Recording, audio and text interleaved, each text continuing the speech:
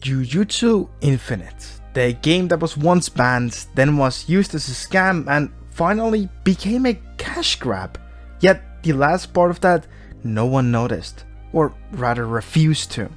My name is ZMythical. Alongside me, I have multiple other testers who will share their experiences with Jujutsu Infinite, which led up to the horrible release and how the blame may not be fully on the developers, but rather you. So, let's start from the beginning. Earlier on, the game looked promising. It wasn't just another battleground and it had a unique idea of going on missions to hunt curses, like a sorcerer would, which included a quote-unquote vast open world, which we'll talk about later. Cool, right?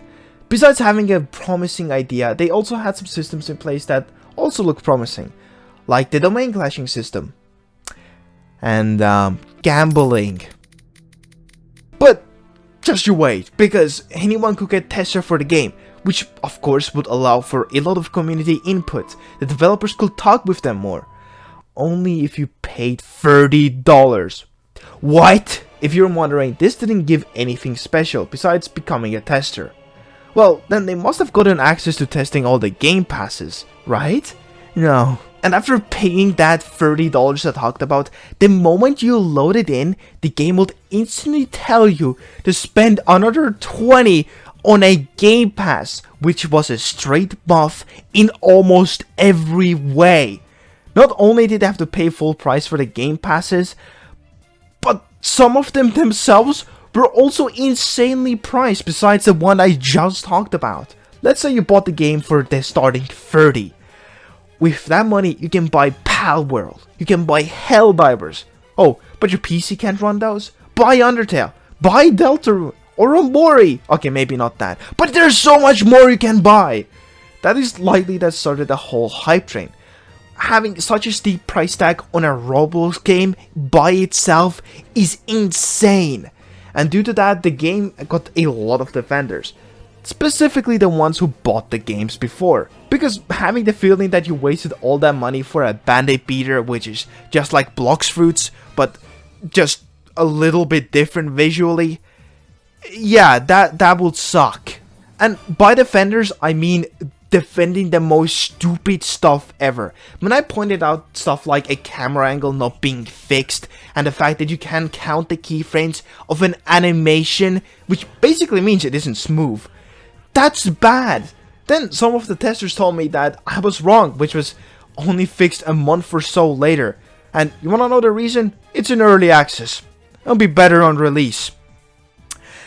And where are we now? These same testers are crying that they weren't ever listened to when they defended this exact thing. And another problem is that they were selling access through a third party, which is completely against TOS, which at one point got the game banned.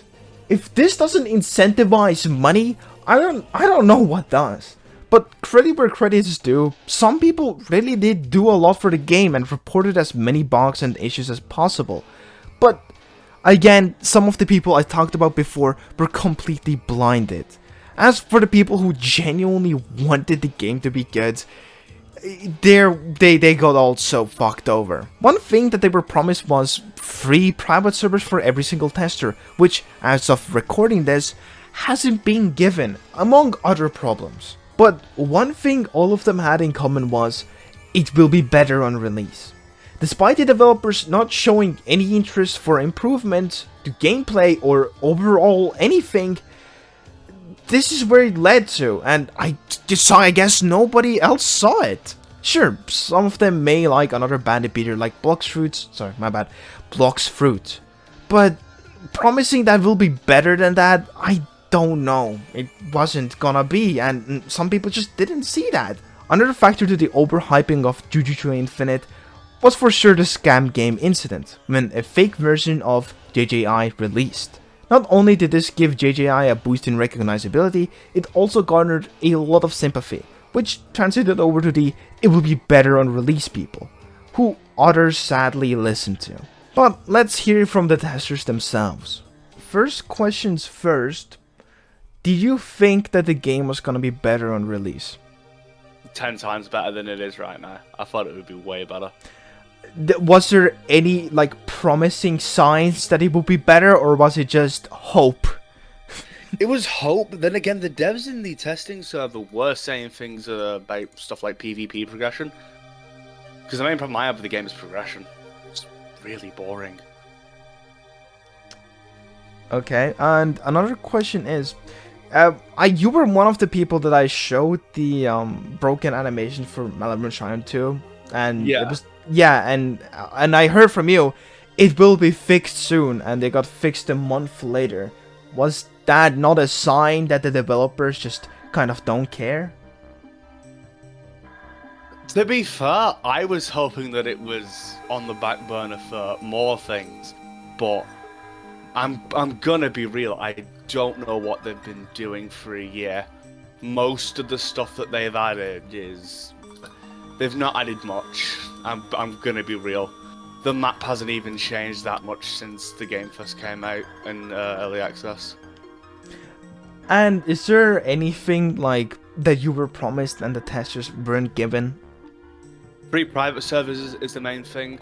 I'm not 100% sure if Hollow Wicker Basket was just for us, because that was a suggestion that was very popular, but I don't know if I remember a dev ever saying that that would just be for us. Plus, it works differently than Simple Domain. So, the main thing they promised us was free private server access, and we still don't have that, as far as I can see.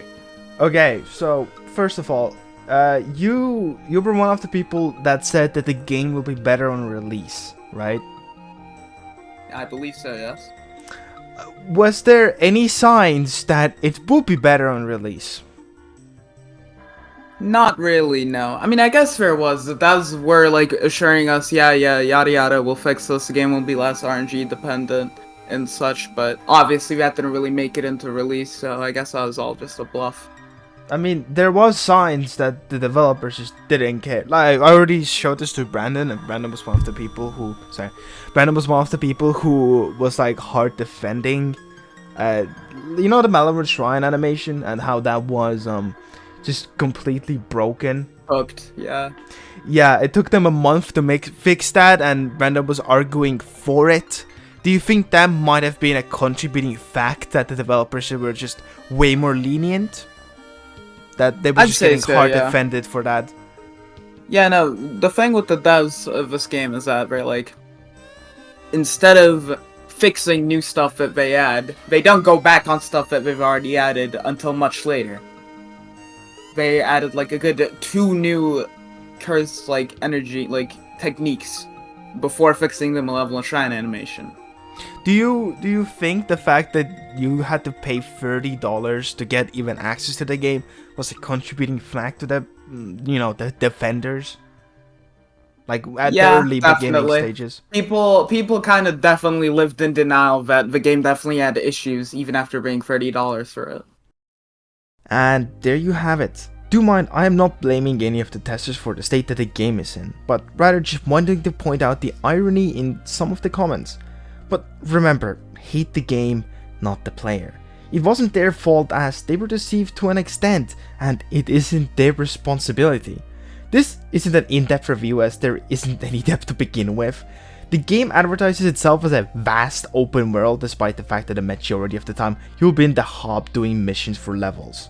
There's also a story mode which I do actually want to make a full-length video on, which will include the majority of the game, so basically a game review. Also, there was the whole charade with the so-called false bans with the racist comment, but it hasn't been verified yet. However, if it is true, you will not be seeing that follow-up video. But with that, I will see you in the next one.